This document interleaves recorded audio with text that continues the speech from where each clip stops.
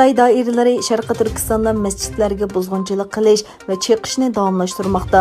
Xitoy 2016-yildan buyon Sharqi Turkistondagi bostirishlarni umumyuzlik kuchaytirish bilan birga masjidlarni yangilash va remont qilish bahonalari bilan yo'qotmoqda. Erkin Osiyo radiosining xabar qilishicha, Olti shahri Suntog rayonidagi puxta selingan Ozni bozor masjidi va Dongoh masjidi cheqib etilgan. Lekin qubbasi selingan Taras masjidi qoldirib qo'yilgan. Xitoy doiralarining 2016-yildan buyon cheqish, o'zgartirish qatorliq turli usullar bilan Sharqi Turkiston miqyosida masjidlarning 70%ni yo'qotganligi ma'lum.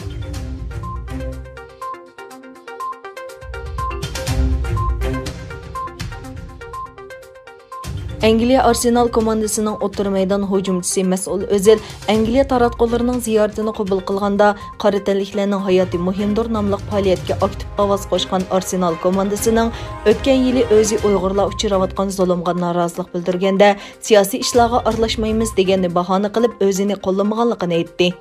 Özil qora tanliklarning hayoti muhimdir degan faoliyatga Arsenal qatorliq nurg'un klublarning ovoz qo'shganligini, lekin Xitoyning Uyg'urlarga qilgan zulmining dunyoda bundoq inkos qo'zg'amaganligini bildirdi va Arsenalning nurg'un qora tanlik futbolchisi va tarafdorlari bor. Kishilar kashki o'xshash ishni Uyg'ur musulmonlari uchun qilgan bo'lsa, chunki Arsenalning nurg'un musulmon futbolchisi va tarafdorlari bor.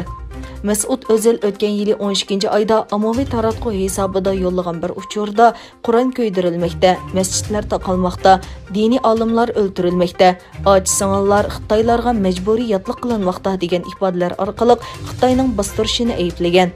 Shundaqla islom ummatining bunga sukut qilishiga norozilik bildirgan edi. Xitoy Arsenal komandasining Mesut Özil qatnashgan musobaqalarga embargo yurgizganligini e'lon qilgan edi. Arsenal komandasi bo'lsa, siyosiy ishlarga aralashmaydiganligini ta'kidlagan edi.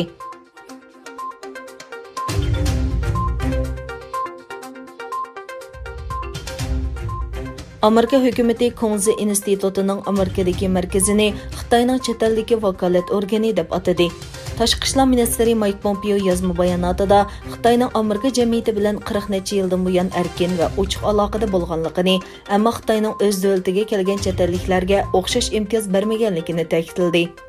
Pompeo Xitoyning Amerikaning erkinligini bu davlatga tashviqot va ta'sir ko'rsatish ishlariga ishlatadiganligini ta'kidlab bundoq dedi.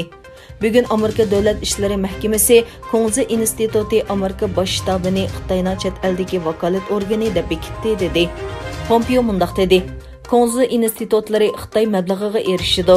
Ular Xitoy kompartiyasining yer sharidagi ta'sirini kengaytirish va tashviqot quroli.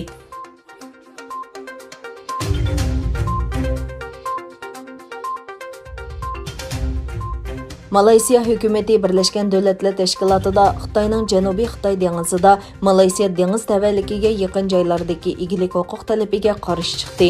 Malayziya Tashqi ishlar ministri Hishamuddin Husayn parlament yig'inida so'z qilib, Malayziyaning oldingi oyda Birlashgan Davlatlar Tashkilotiga avatgan bayonotida Malayziyaning Janubiy dengiz qirg'oqidan 200 dengiz milliy yiroqligicha bo'lgan doirada egilik huquqini ta'kidlaganligini aytdi. Ministr Hishamuddin tilga ilingan bayonotning Xitoyning Birlashgan Davlatlar Tashkilotiga 2019-yili 12 dekabr avatgan xitobnomasiga javoban avatilganligini va Xitoy dengizida huquq talab qilishini davomlashtiradiganligini eskartib mundaq dedi. Malayziya Xitoyning bu dengiz tavalligida tarixiy huquqi bor degan qarashga qarshi chiqdi va qonunga uyg'un emasligini jakarladi.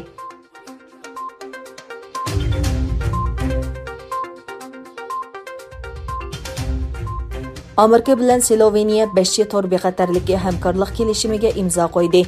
Amerika Tashqi ishlar ministri Mike Pompeo Sharqiy Yevropa sayohatining 2-chi bekatida Sloveniyaning Bilet shahrida bosh ministr Janez Jansa bilan birlashma muxbirlarni kutib olish yig'ini o'tkazdi. Jansa bilan 5 Pokiston tor bexatarlik uchun hamkorlik kelishimi imzolagan Pompeo erkin davlatlar mustabidlarning tahdidiga taqobil turish uchun o'rtaq tirishishi kerak dedi. Pompeo hozir Xitoy Kommunistik partiyasiga va uning uchur kontrol qilishiga qarshi turadigan vaqtdir dedi.